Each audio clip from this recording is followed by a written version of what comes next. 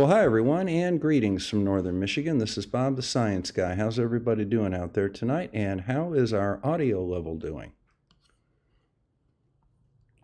I'm just lining up our first target for the evening on the RASA 11 telescope. It's an 11-inch telescope. It's an f2.2. And we should get some really cool images tonight. I'm running the ZWO 294 color camera. And we're going to see what we can find here. So let's go ahead and hit a shot. What we're doing right now is we're just kind of locating and calibrating the telescope. We're going to find out what it's pointing at and make it point to where we want it to point. So let's go see what we got here.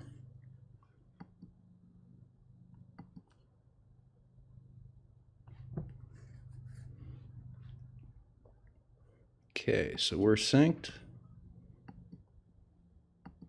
Let's go see what we're pointing at. Now, this is Bode's Galaxy, and that's the Cigar Galaxy. And that's our first target of the evening. Let's go see where the telescope is pointing right now. So there it is. And we want to get it over here. So let's go ahead and click on Bode's. Hit Control 1 and slew the telescope over to it. While I'm doing that, I'm going to go check and see whether or not the audio is coming up. That's our first target of the evening. Yeah. Let's go see where. So we've got good audio, it looks like. All right, we got Jackalope and Sean.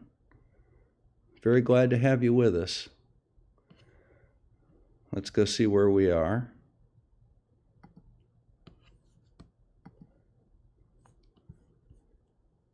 We should be on target now, so let's take a quick shot, do a plate solve, and see what we have. These are relatively short exposures, 10 seconds. And we're not getting a lot of good color out of them or anything like that because it's so short. And there they are. There's Bode's Galaxy right here. And this is a Cigar Galaxy, and right up here is Garland's Galaxy. So we're going to turn this camera off. And we're going to bring it over here to SharpCap, and we're going to bring that camera on.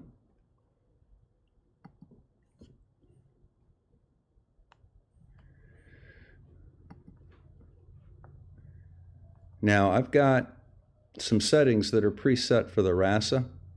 There's a couple of things that are important with it. First of all, you notice right down here that we're horizontally flipped. That's because of the way a row Ackermann-Schmidt astrograph works is it gives you a reverse image. So you have to flip it. So what we're going to do here, let's just get a 2-second image real quick. Then we're going to stretch it. And there it is right there. So what I want to do real quick here is let me shorten up this exposure, and I'm going to frame this a little bit better. I want to bring this downward so that Bode's is here, the Cigar is here, and the Garland Galaxy is about here. So we'll make this a little shorter. Just enough to try and at least, okay, so there's a point that we can use as a reference. Now what we're going to do here is just use ASCOM, and we're going to bring it down a little bit, keeping an eye on our galaxy right here. And then we're going to bring it over some. There's a satellite going through, by the way. Pretty cool, huh?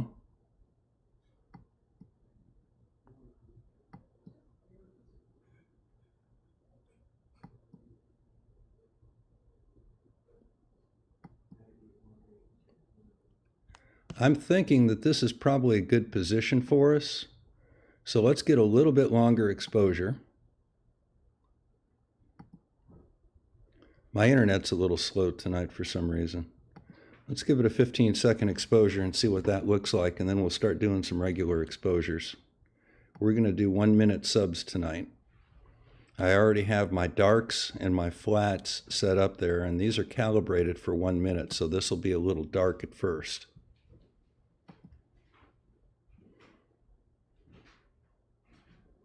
And there we are. Now we'll stretch it. I think we went a little too far over. What do you guys think? Let's bring that back over a little bit.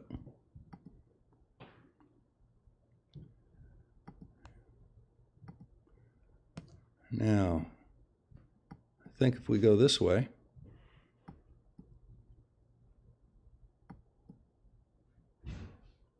that should be a little better. Give it another, let's go 10 seconds, or 8 seconds would be enough. Let's see where that's looking.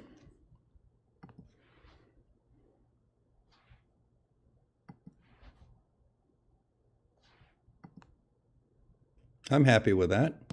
So let's go ahead and do some real exposures on this. So what we'll do is we'll use Live Stack in SharpCap, and we're just going to name this Bodes. And we're going to take 1 minute exposures. And the other thing that we'll do just for laughs, so let's go ahead and let's do a little tracking on this.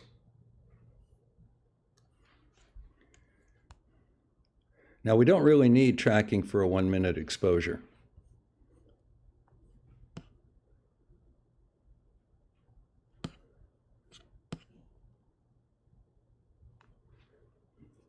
So we'll do that 1 minute exposure, just have a quick look to make sure everything's in order, and then we'll start the stack. And we'll take about 15 of them. As soon as I get this one exposure done, I'm going to go ahead and get it started, and I'm going to pop over to the chat for a couple minutes and we'll see what we have. So I've unstretched the image in anticipation of the longer exposure.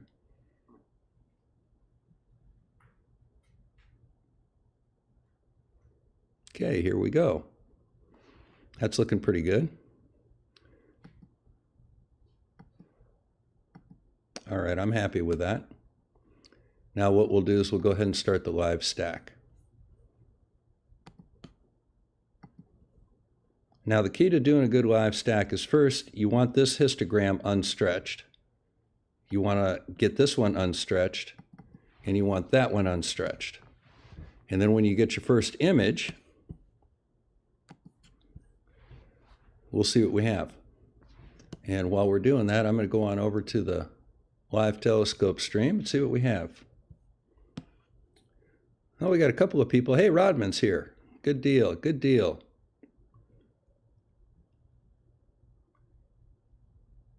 Yeah, we're going to have some awesome space images tonight, because this is a really, really interesting instrument that we're using. This is a RASA telescope. It's an 11-inch, looks like a Schmidt-Cassegrain, except the camera is actually in the front, in front of the corrector plate, rather than at the back of the telescope. And as a result, it's got a focal length of 620 millimeters rather than 2,500 millimeters. And instead of being an f10, which takes forever to image with, it's an f2.2, which means that the image is almost a cure before we can do anything with them. So, looks like we've got our first image. Let's go ahead and normalize it a little bit. So, you see how our color curves are all off right here? If we click this little lightning bolt right here, look how it lines them all right up. Now the next thing that we have to do is we have to adjust our images.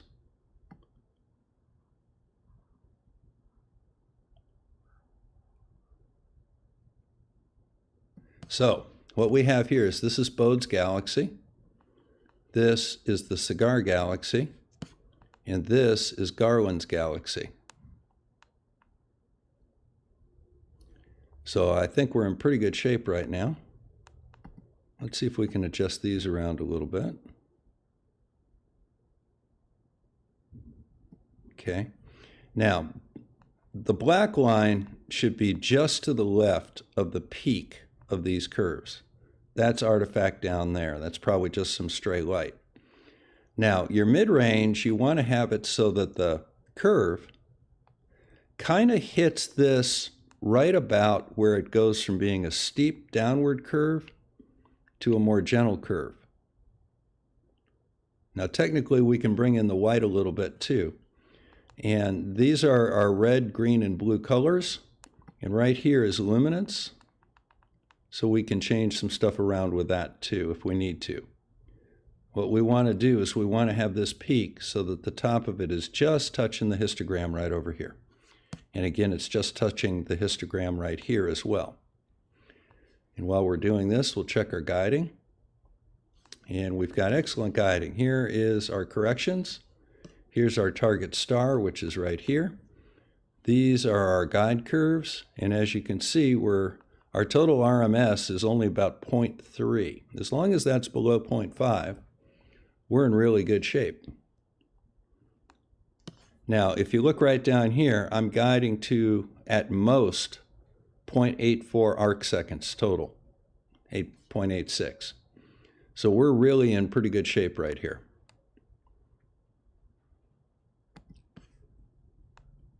Now we've got a couple of images there. We don't really need this too much, so we can pin it. You know, we can unpin it and let it hide. We can get it back right there if we need it. But as soon as we go off of it. So here's Bode's Galaxy. Here's the Garland, or here's the Cigar and Garland. Now, this is designed so that the entire image from the camera is on one spot. This is the full magnification of the telescope right here. We pop it up to 100 once in a while to make sure the stars are nice and well focused and rounded. And if we come down, come on down. You know what I think I may do is I may go on out there and put an internet hotspot out there so that the connection's a little better. But you see, even though the focus on this isn't perfect, because with these really fast cameras, their depth of focus is really small and it's very hard to do it by hand. You really need a robotic focuser for it to really fine-tune it to within a step or two. But look at the dust lanes that we're picking up in the Bode Galaxy and the individual stars between us and the galaxy. So you can see the core right here. You can see the spiral arms very clearly. And when you look at the overall picture, that's a pretty cool shot. That's the first time I've been able to get all three of them in the same frame.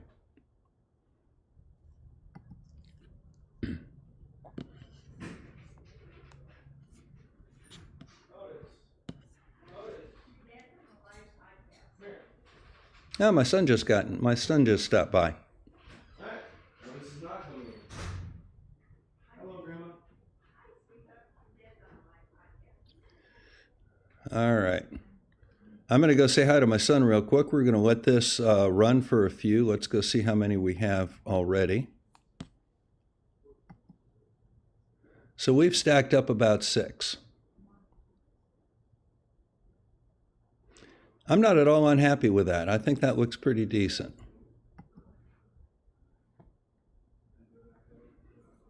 Yeah, it's a little bit blurry, but as you can tell, even looking at the stars, they're all small and pinpoint. A little fuzzy on the edges. That's just it could be a little bit better focus, but we're not doing too bad.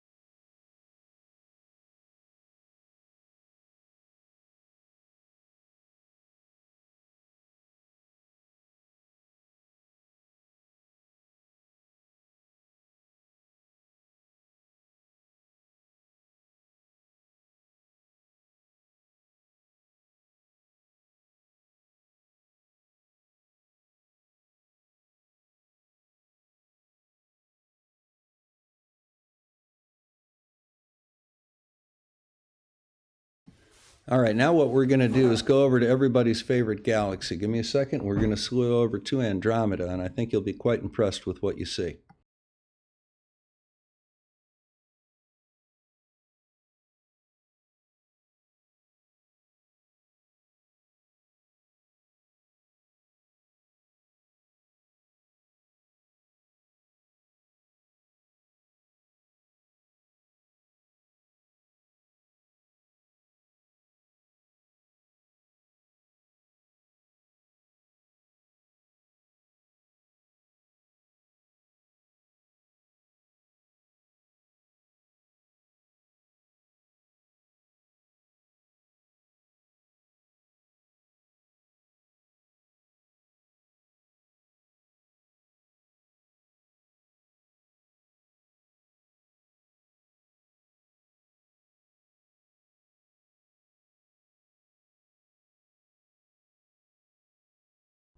Honestly, I think that's about perfect framing. What we're looking at here is 3 different galaxies. Let me point them out for you. This is the Andromeda Galaxy right here. That's M110. It's also known as Messier 31 or M31. This is Messier 110, and this is Messier 32. Now what we're going to do now is we're going to go ahead and get a little bit longer exposure, but first we're going to go ahead and restart tracking.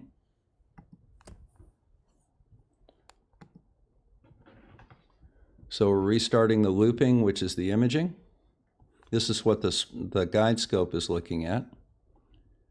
We're going to pick out a star and order it to start tracking. We'll let that stabilize for just a second while we go over and do some paperwork here. I'm going to do M31. We're also going to do a 60-second image. Andromeda's pretty. I'm going to go talk to Grandma. Okay. We're going to take off the stretch from the histogram down here. We're going to start the live stack. Clear it. And we're starting a new stack of M31. So we should have our first image out here any second. About 30 seconds from now.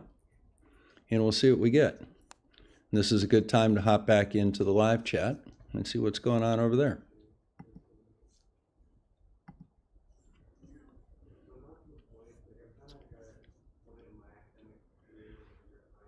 You can't see the cursor, huh? That's interesting. You should be able to see the cursor when I do it on the original. When I do it on the original page, which is this one right here. So you should be able to see the cursor here.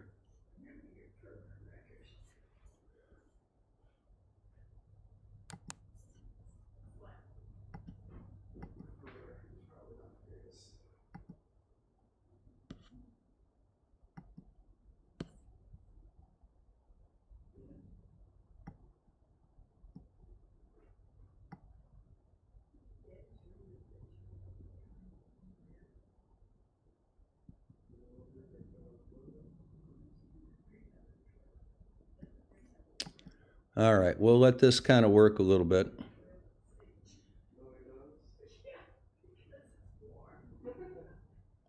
Let's go see what this is looking like. Make sure we still have nice round stars. Now you see they're a little oval shaped, so that's not really good. I'm going to go ahead and leave the settings here, but I'm going to clear this one image so that we get a little better image to start off with.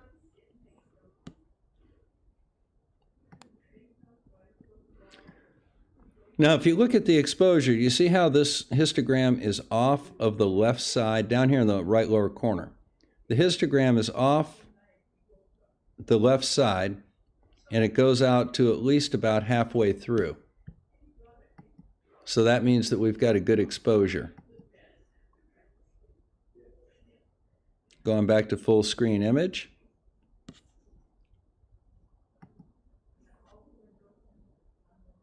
Well, sorry about that. You can't see the cursor. I don't know how I can fix that right now.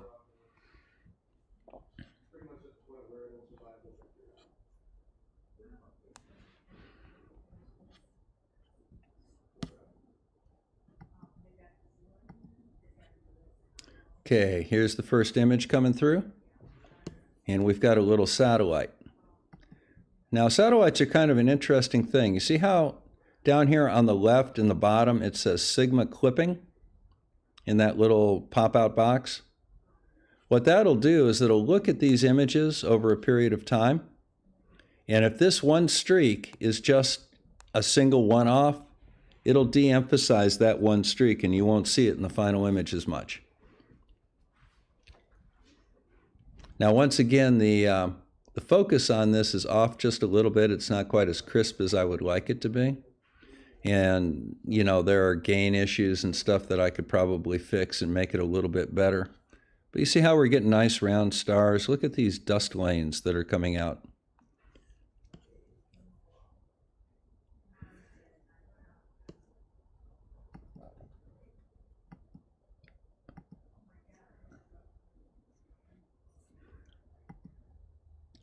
That's two images. Now this will get a little bit sharper with time as we stack image upon image upon image. But that's not too bad, is it?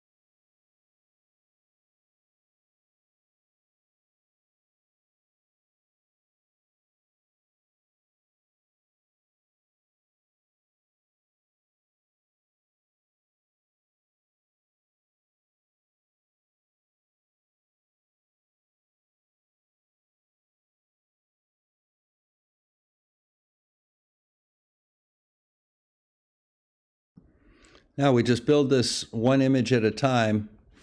The process of stacking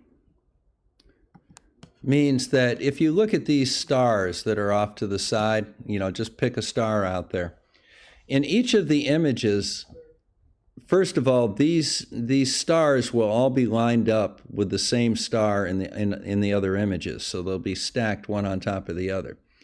And then what they're going to do is that each pixel here will be averaged. So if one particular pixel always has a star in it, well, that's going to be a white pixel.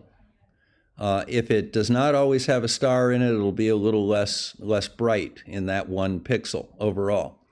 So if you get a little bit of blurring or a little bit of atmospheric shimmer, that may distort the star a little bit, but if it's only in one frame out of 10 or 15, you're not really going to have too much of a problem. I think this might be just a little bit redder than I would like it to be. So I can bring that down just a hair. That looks pretty good. You can really clearly see the brown dust lanes now. That's still a little greenish, isn't it?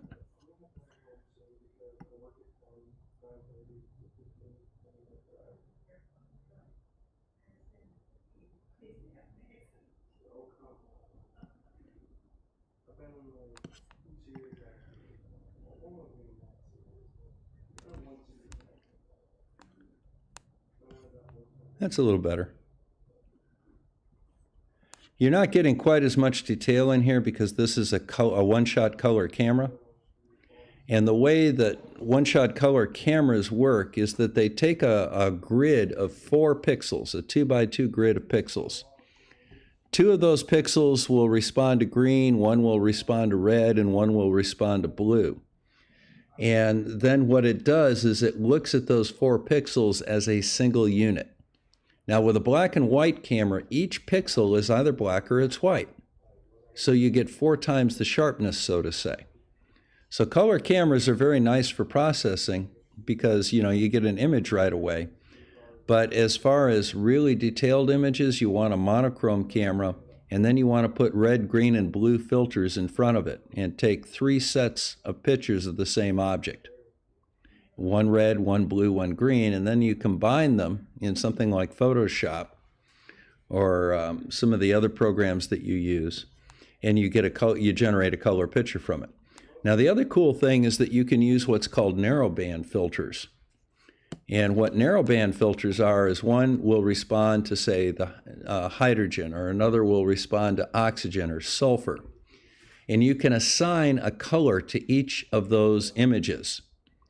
So hydrogen would be red, for example. And that's where you get these beautiful pictures from the Hubble telescope. Those are black and white pictures with different filters. And they take a series of pictures of the same object with different filters, and then they combine them in something like Photoshop and assign colors to each of those filters.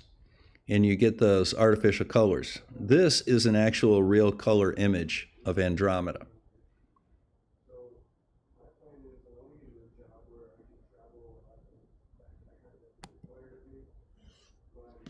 And again, we're still getting some pretty sharp stars here. Those aren't too bad. They're nice and round. The tracking is good. We can check that real quick. So we go over here to PHD2. And you see we're not tracking bad. This is a mount that has a capacity of 75 pounds, and we're putting almost 50 pounds of equipment on it right now. I wonder if that was that little red spike there that you see kind of about a third of the way from the left and right, all the way over at the right border. That may be something from a gust of wind or something or other like that. Might have shaken the scope a little bit. The other problem that I run into sometimes is this is run by a laptop computer out on the deck, and that thing's got a lit keyboard, and my cat likes to come out and lay on my keyboard because it's warm, and then he does all sorts of things. Hey, Wally. Where's Wally's a friend of mine from Australia. He's actually going to have the opportunity here in the next week or two to control my telescope up here remotely. Much as I control my telescope remotely from inside the house, he can control it the same way from Australia.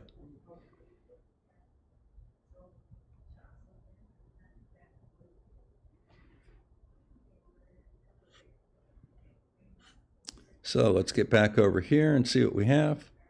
Tracking is so-so tonight, but we're getting pretty good here. So there's our 10. Let's go ahead and save that and stop the stack, and let's find another target for tonight. So there's Andromeda, M110 up in the upper left. And then right underneath Andromeda, if you looked at M110 as being at 12 o'clock above the core of Andromeda, down at about 5 o'clock or 4 o'clock, that's M32. it's blown out a little bit. Even with 1 minute images, they're getting blown out a little bit. So this scope may need a shorter subrate, say 30 seconds or 45 seconds, to avoid some of that and get a little bit more detail. This is the art of astrophotography, where you're sitting down trying to find the maximum exposure, gain, and number of frames to stack in order to get a really nice image. This is something that people spend their lives doing.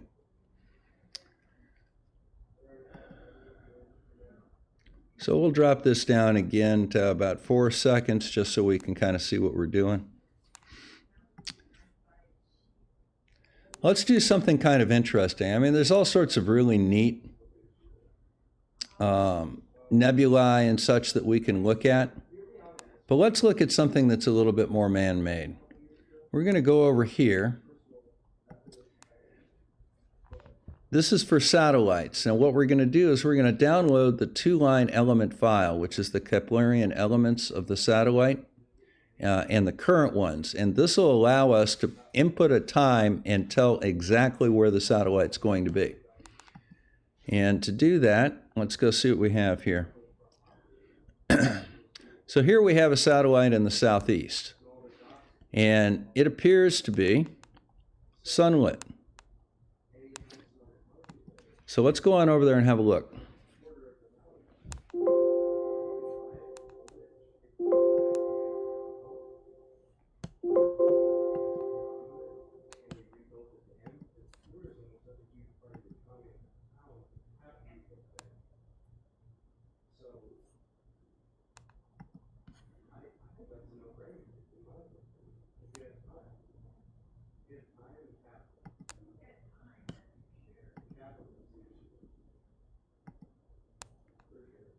Now, because we're going to use very short exposures, I'm going to take the reference frames off here. Now, if you happen to look right here, in the center of the frame, you'll see a small dot. That is actually the GPS satellite. Now, what we're going to do is we're going to manipulate the time a little bit. We don't really need a 4-second exposure for a satellite. They're actually quite bright. So let's start bringing this down a little bit.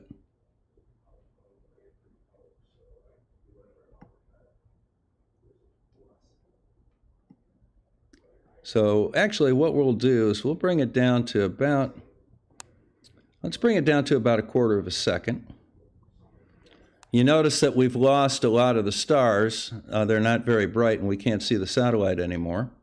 So let's go ahead and stretch this some. Now, you can see the stars going from down in the left lower corner towards the upper right corner. You see the stars moving, and pretty much right in the center of the screen, you'll see a tiny dot that we're tracking. Let's make that a little easier to see. I think you can very clearly see that dot right in the center of the screen. That is a global positioning system satellite. It's not quite geostationary. It is moving relative to the background stars, but it's not moving as fast as a low Earth satellite would be.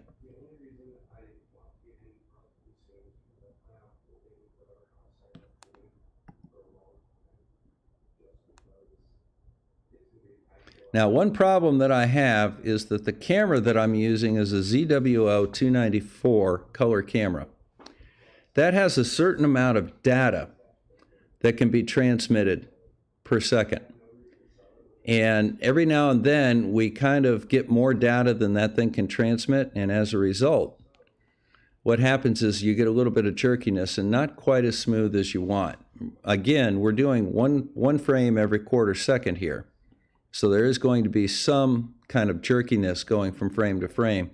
But every now and then you see it kind of hangs up a little bit and then it catches up.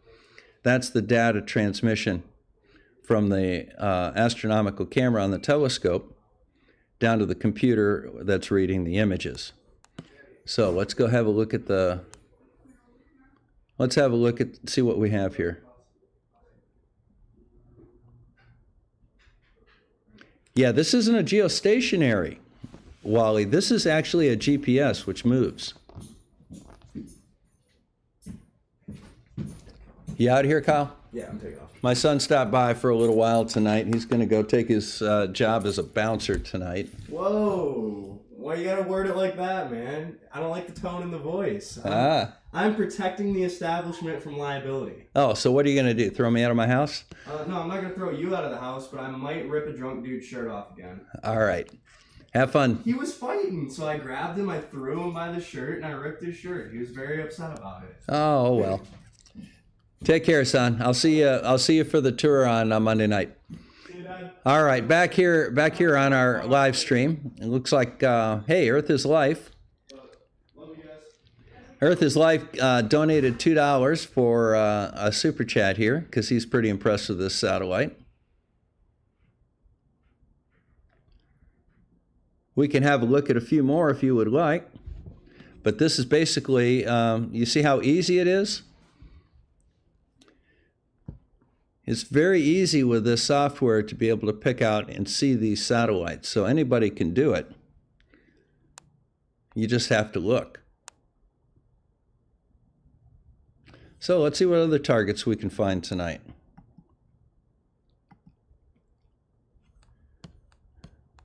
We're going to get loss of signal here. Looks like 3 minutes 42 seconds we'll get loss of signal, and that's out here over the Eastern Caribbean.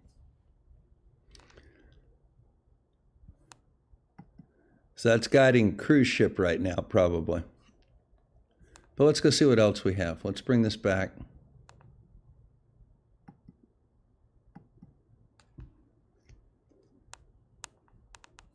Now, if we go a little longer on this,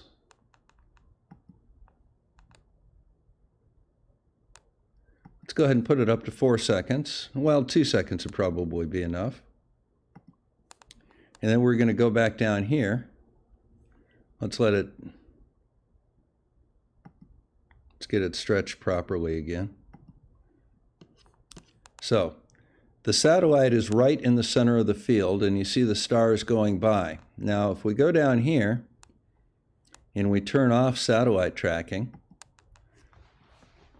what'll happen is it'll lock in on the stars, and you'll see the satellite go by as a streak. See that? So if you have trouble seeing these things sometimes, what you need to do is maybe turn off tracking for a moment and see if you see that little blip right there, that little line going by. Now tonight, before we got started with this, I did a quick experiment, and I was able to successfully track a directly overhead pass of the ISS. I couldn't get it at zenith because it was moving too fast, but as it was rising, I was able to lock on it with my mount. And once it passed zenith, it went into the shadow of the Earth and eclipsed, so I couldn't see it anymore. But I'm confident that with a little more practice, I should be able to lock in on the ISS and see structure on it. You could definitely tell it was rectangular. So even though the focusing isn't perfect on this, you can get decent detail. So let's go see if we've got something else that we can have a look at. So these are all satellites that we can see.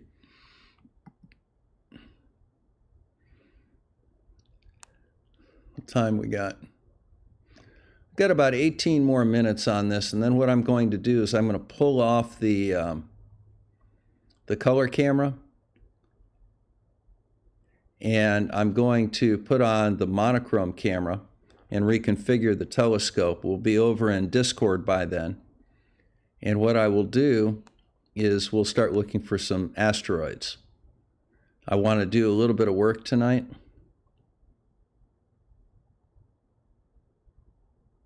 I'm thinking I can probably get this.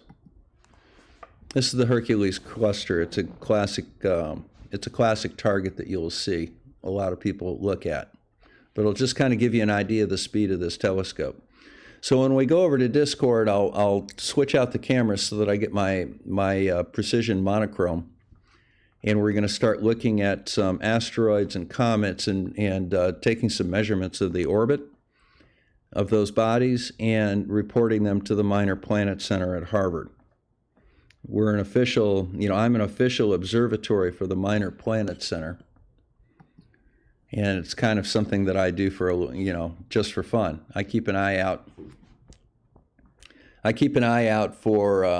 For asteroids and measure their tracks and near-Earth objects.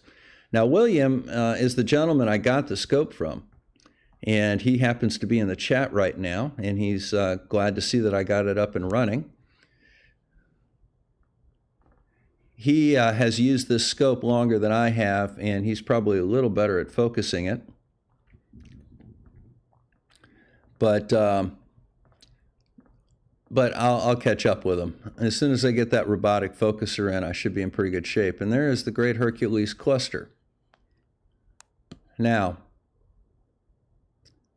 let's sit down and do something a little bit different on this one in preparation for the next one. Let's go ahead and hit guiding here. So we're going to go ahead and start guiding.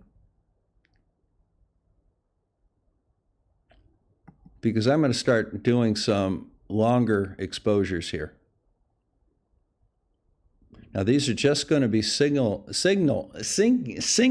exposures, but it'll give you an idea of the amount of detail that you can get. So the first exposure that we're going to do is going to be for 30 seconds. Well, here, we'll do 15 first.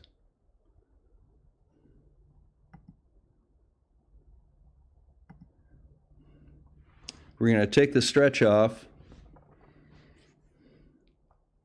down here in the lower right corner. You see how all the data is kind of piled up onto the left side and it's just barely clear? That means that we don't have quite enough exposure. But that is the great Hercules star cluster right there. Now, let's do one for 30 seconds and see what that looks like.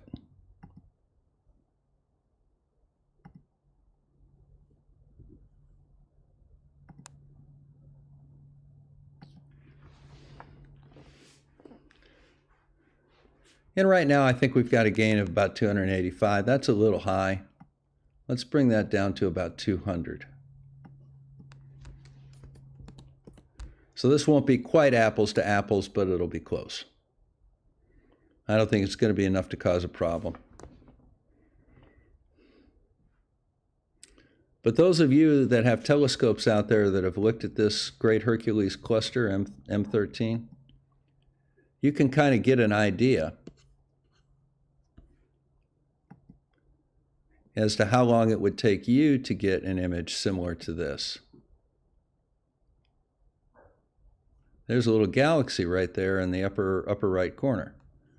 So now, after 30 seconds, now we're going to go 60. So kind of get an idea of how many stars we have there.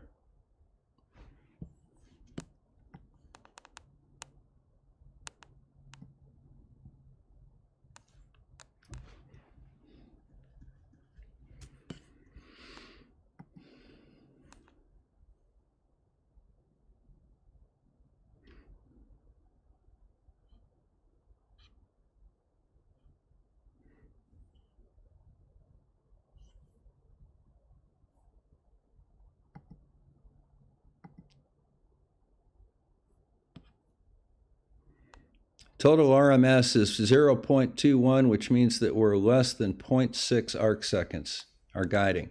If you look at the middle pane here on the right, you can see how tight our guiding is. We're almost all within that inner circle. You have the crosshairs right above it, and the red and the blue lines reflect how much of a correction needs to be made, and as you see, not very much. Now, this is a 1-minute exposure. You can tell that because our stretch is no longer accurate. So we're going to come back here and we're going to restretch it. We're getting a lot there, aren't we?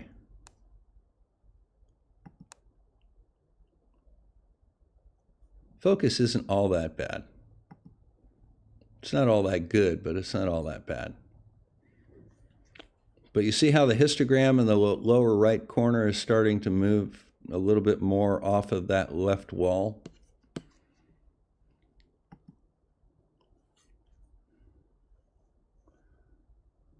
Now guys, this is a really good time for you to go over to the Discord and sign up for my Discord. Join it. The reason being is that after you've been a member for 5 minutes, you can get into the live telescope stream, which is where we're going to be. So you might as well start burning off that 5 minutes now.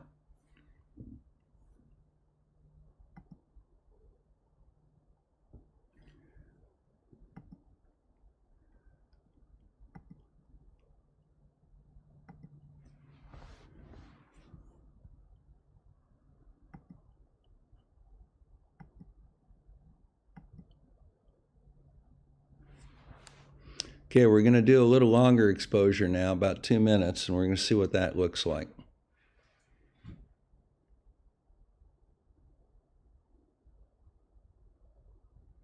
Now, one thing that you'll notice on the longer exposures is you'll start to see the transistor flare up here in the upper right. That's why you take dark frames, by the way, that and hot pixels. Look how many stars are in that cluster. Kind of give you a better idea.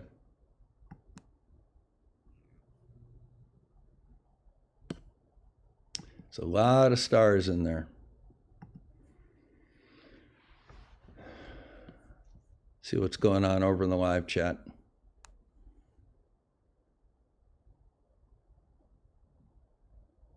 Oh, we got a few people here.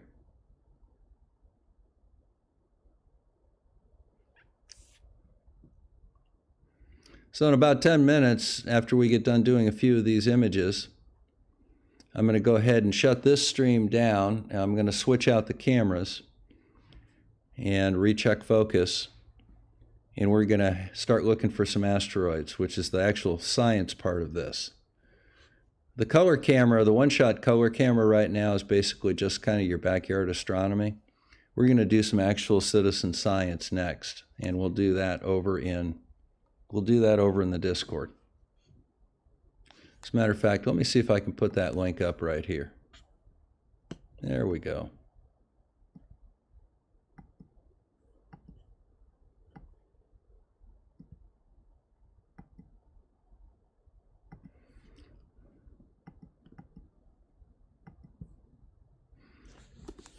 There's the link to the Discord. Go ahead and open that in another window. And we'll have a look. All right, so this is our 2-minute image. It's completely blown out. Notice everything's starting to move over to the side. Once again, we're getting nice definition in here. Now what we'll do, because we're getting a lot of artificial colors right now, I'm going to go ahead and do a live stack of M13. There's our shot of Andromeda, by the way. That's 20 minutes worth of imaging.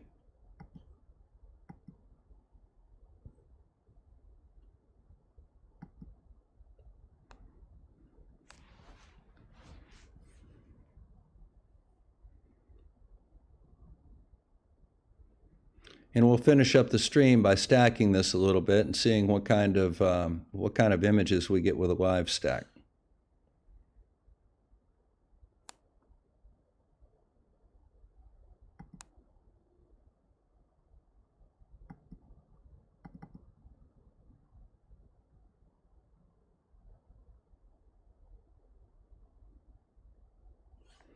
Looks like we're getting a little bit off of our target up here. We're starting to go out a little bit, and that's not good.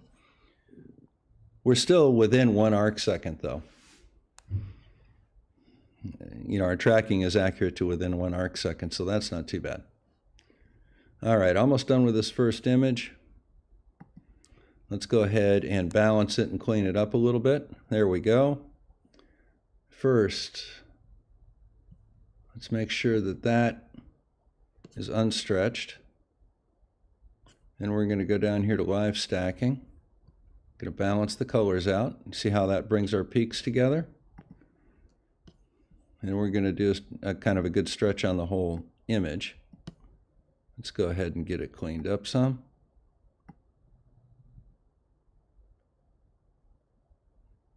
The black line goes the black level goes just to the left of the peak. The mid level is such that it brings the curve right to where this downward slope of the histogram changes slope. So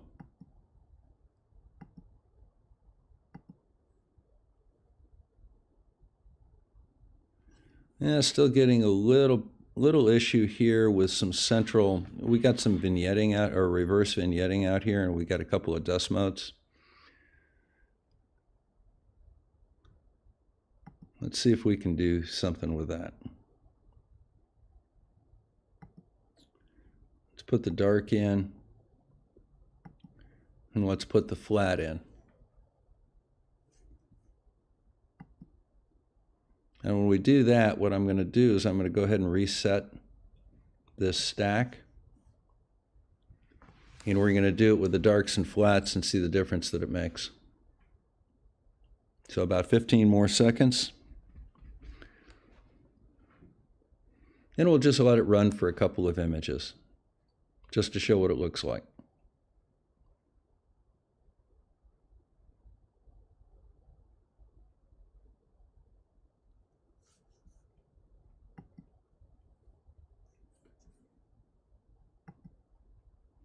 See how it changed our histogram just slightly?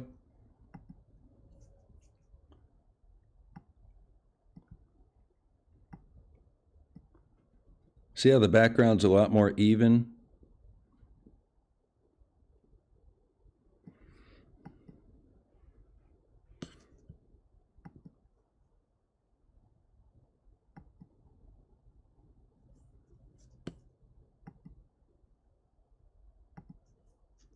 '66, Hail Sagan.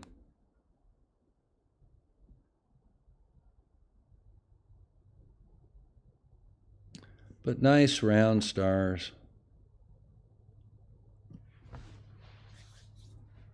That's M13, the Great Hercules Cluster.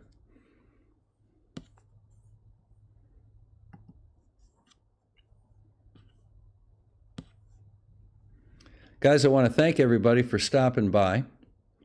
I'm going to go ahead and finish up with just doing a few shots of the Hercules Cluster, and you can see how the stacking increases the clarity and the sharpness of the image and brings out the fainter details.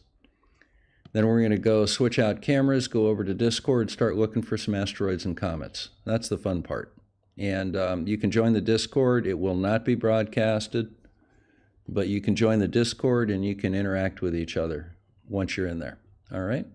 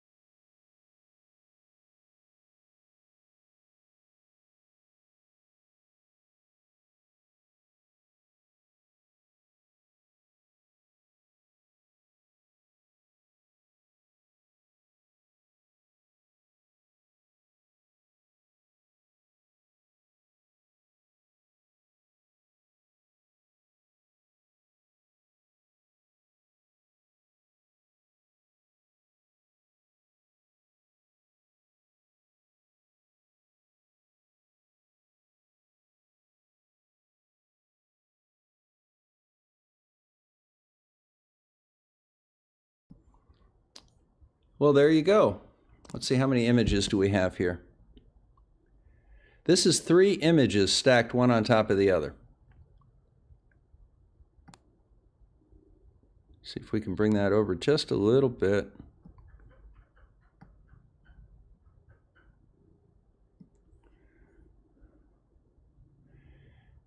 And that's what it looks like.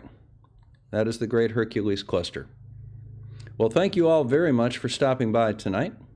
Head on over to the Discord. We'll get started over there in just a few minutes. And we're going to sit down and try and find some asteroids. I'll show you how we hunt for them and how we measure their orbits and do the same for comets. So until then, till next time, this is Bob the Science Guy signing out from Northern Michigan. Thank you very much for stopping by. It's an absolute pleasure having you here. I hope you enjoyed it.